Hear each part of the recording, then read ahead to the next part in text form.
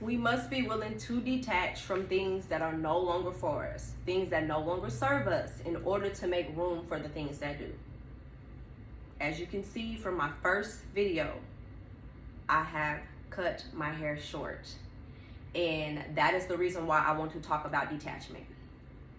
Transparent moment, I got very attached to my hair due to the fact that I didn't think that my hair could grow. For a long time, I did not think that my hair could grow. That is another subject for a different video, but just to sum it up, I did not think my hair could grow. So when my hair grew, I decided to get locks. And when I got locks, I vowed to myself that I was gonna let my locks grow super, super, super, super long. And I was gonna keep them until, to the end. I was just gonna keep them because I was so proud of myself. Like, I was so super proud of myself. Like, I didn't think that my hair could grow. So that was a big milestone for me in my life. I attached my identity to the fact that my hair grew. I attached my worth. I attached my self-esteem, all of things. And for the past 5 months, I have been contemplating cutting my hair because I just felt a shift. I just felt a shift in my energy. I felt a shift in my growth. I just felt like it was time for a change. I didn't want that change to be cutting my hair, though. Let me just be honest and clear and transparent. I did not want that change to be cutting my hair. For the simple fact being, it was a trophy for me until I began to sit with myself and question myself and ask myself, Heaven, why don't you want to cut your hair? It grew. Like, that is a proven fact that your hair can grow. So why don't you cut it off and allow it to grow again? Like the regrowth, like rebirth. Like, why don't you allow that to happen? And I began sitting with myself and asking myself the uncomfortable questions. And my inner baby, the inner child, showed up. And she said, you are still allowing your worth to be determined by external things. I've always tied myself to my accomplishments. And it's crazy because I've never really even been able to sit in my accomplishments and really be proud of myself for the things. I've always just tied myself to those things to make myself feel better about myself. But when I learned the art of detachment, like, you have to detach from things that no longer serve you. You have to detach from these things because they will hold you back. A lot of us are being held back by things that we were only supposed to, it was only supposed to be in our life for a season. That could be people, places, things, whatever. It's only meant to be in your life for a season to teach you a lesson, baby. It's more than just me cutting my hair. I realized that I've never learned how to detach from situations because I felt like a piece of me was leaving. I felt like my worth was tied to these things. Relationships especially. So when I begin to learn the art of detachment, you have to detach yourself. You have to. A butterfly can't remain in its cocoon. It will die. It literally will die when it's time for a butterfly to come out of its cocoon, and it decides that it wants to stay attached to the cocoon because it's so afraid of what might be on the other side. It dies.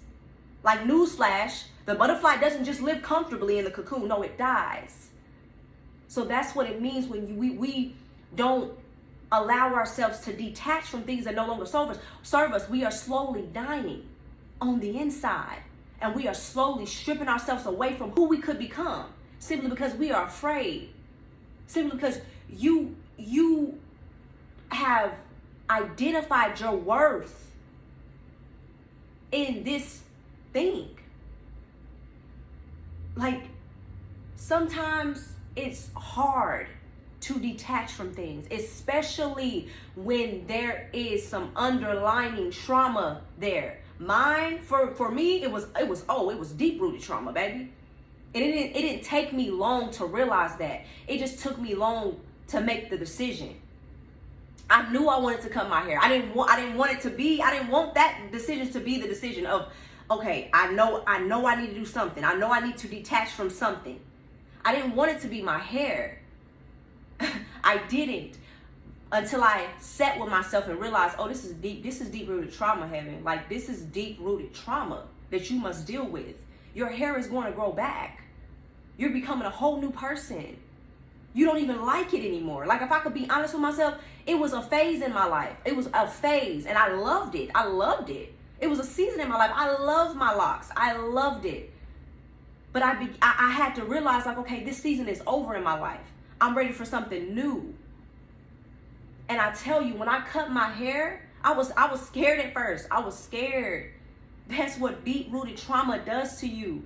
I didn't realize how attached I got to my hair until I realized how much that wound had festered that I didn't deal with.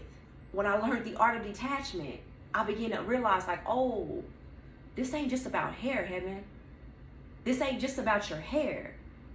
We must deal with the roots of this thing. We must deal with the root, and I've been dealing with the root. And so when I cut my hair, like, I just made a decision just to cut it. I was just like, because I was still battling with it, and I just got up and I cut my hair. And I tell you, when I cut my hair, I felt a weight lifted off of me, y'all. When I tell you this thing is so spiritual, I kid you not. I felt a weight lifted off of me. And I could see that little girl inside of me. That little girl who had to walk around with short hair. She didn't have a choice. I saw that little girl shine for the very first time, while simultaneously seeing the woman shine for the first time, embracing who she is for the very first time. Not by condition, but by choice. When I tell you the art of detachment, baby, I know it's hard sometimes to detach from things, especially those things that you hold so dear to your heart, especially the things that you think that you have to keep in order to sustain, those things that you think that if you lose those things, you're going to die. Baby, when I tell you, it's your ego. It's the ego death, baby. And I know it's hard. It gets hard. But when you begin to deal with the root of why, it becomes so much easier. I tell you, it's the ego death, baby. And it's not easy. It ain't easy. We have to stop romanticizing healing. Baby, this thing it's beautiful because I'm learning the struggles. It's not beautiful because it's flowers and medis and petties. No, baby. It's beautiful because when you realize that your ego has been driving your life and you begin to die to that thing, when you begin to detach and allow your ego to be used as a tool, and not allow your ego to drive the car, baby, that's what makes it beautiful. That's what's romantic. Baby, it's not pretty. It's not pretty. Detachment, it's not pretty. It's ugly cries. It's looking yourself in the mirror and saying, baby, you are worth more without these things. It's allowing yourself to just be, in understanding that you are enough. Just being. Detaching yourself from things that you thought you could never live without, and realizing, oh, I feel better than I ever felt before. I feel better than I did when I had those things. Wow, tears are running down your face because you have feelings and you are allowed to feel those feelings. You think it's hard when women cut their hair and they're crying? You think it's hard when somebody is walking away from a relationship and they're crying? The ego, that's what's hard. That's just the emotion that's tied to it. Walking away from that ego, allowing your ego to die, that's the hardest thing. That's the hardest thing. That's what makes detachment hard. The ego. Because I promise you, if we just saw our lives and saw that there was something else on the other side waiting for us, if we was just willing to let go, if we were just willing to let go, would we actually let go? A lot of us probably wouldn't, because we want to see that thing before we do it. Because the ego tells us things to keep us safe. Whatever the ego can do to keep you safe, also known as tied to your wounds, also known as attaching yourself to things that no longer serve you, also known as keeping you stagnant, also known as not becoming your best self because it's comfortable. That's what the ego does. But when you learn the art of detachment, baby, it could be something as simple as letting go of your favorite sweater that you kept for years and years and years. Because I'm telling you, it's more than just you keeping a sweater for years and years and years. Y'all got clothes. Well, I had clothes that I would keep for years and years. I ain't never wore them. But I bought it.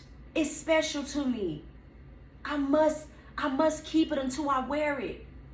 But it's like, why did you buy it? You never, like, why did you buy it? You got a shirt that you haven't worn. You bought it 5 years ago. You've never worn, but you just want to keep it. That's a coping mechanism. I've so much stuff that I'm learning. Coping mechanism. You probably didn't even really like the shirt. It probably wasn't even your style. You probably just bought it because you probably was having a bad day. You went, and for me, shopping was always my therapy for a long time. So it's like, you bought the shirt, you kept it for 5 years, you look at it every day, you don't even think about wearing it. You ain't got nothing to match with it. But you are too afraid to let it go. Learning the art of detachment, baby. Allowing yourself to detach from things that no longer serve you so you can make room for the things that will and is waiting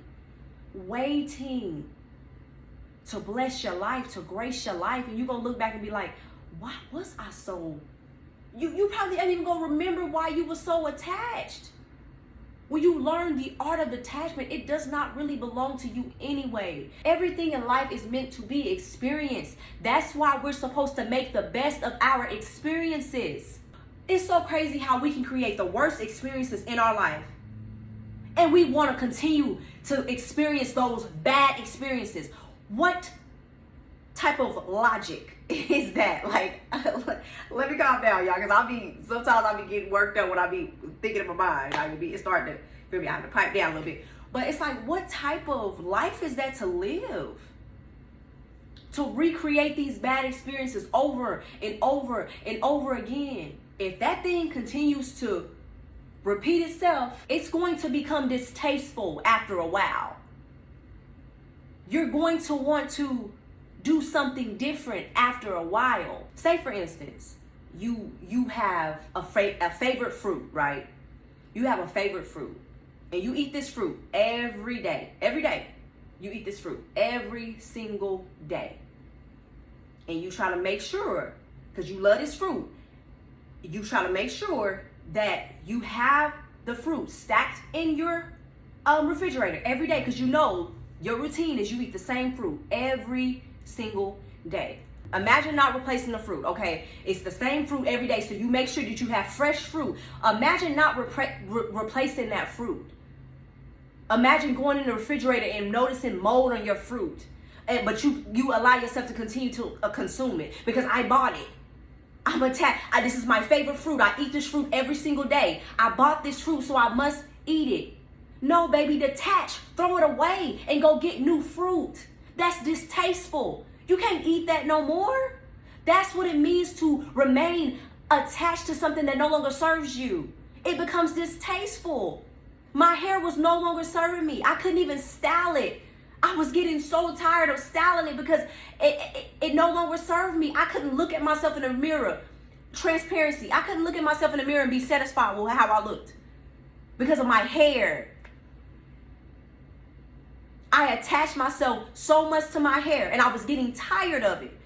But I couldn't allow myself to detach from it. We not just talk about hair, you feel me? But it's like when you know you're supposed to let things go, and you're steady allowing yourself to be attached to these things. You try to tweak the things. You try to gaslight yourself. All the things that you try to do, instead of simply just saying, okay, it's time. Whatever's on the other side of this thing, I'm ready for it. Fear is only an illusion, and I'm letting go of fear so I can become the best version of myself.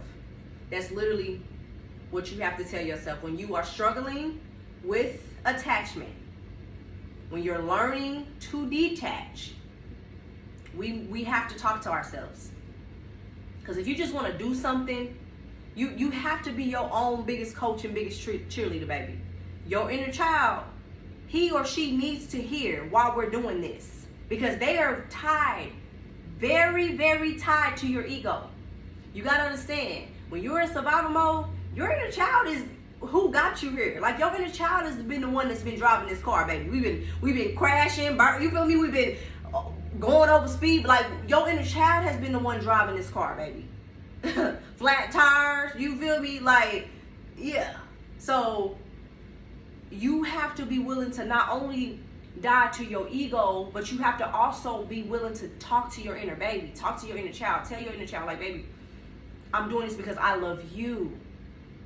I'm doing this because I finally see you, baby. I'm doing this because I love you so much, and I thank you so much for getting us this far. I thank you. I commend you for your strength. But baby, you don't have to be strong no more. Let me do this now. I'm thankful for your courage. I'm thankful for your tenacity. I'm thankful that you got us this far. But now let me drive, baby, because I got my license. You feel me? Like, you've been in survival mode, but I got my license, and I can drive this thing. You can sit in the passenger seat or you can sit in the back. But baby, I gotta be the one driving this thing. So we must let these things go so we can see. Because I know you want to see, just like I want to see, who we are on the other side of this. So allow me to drive this thing now. That's how you gotta speak to yourself when you start to detach. When you are learning and you are healing, you are growing, baby, don't you spend your time in your head. I done spend so much time in my head. That's another episode for another day. But don't you spend your time in your head, baby. You better be talking to yourself. You better have a friend in you. You better. Your inner baby better hear you at least 10 times a day. That may be a little bit exaggerated, but I'm just saying, like, they need to know. Because you're taking away their safety, believe it or not. My hair, oh, that was my baby's safety.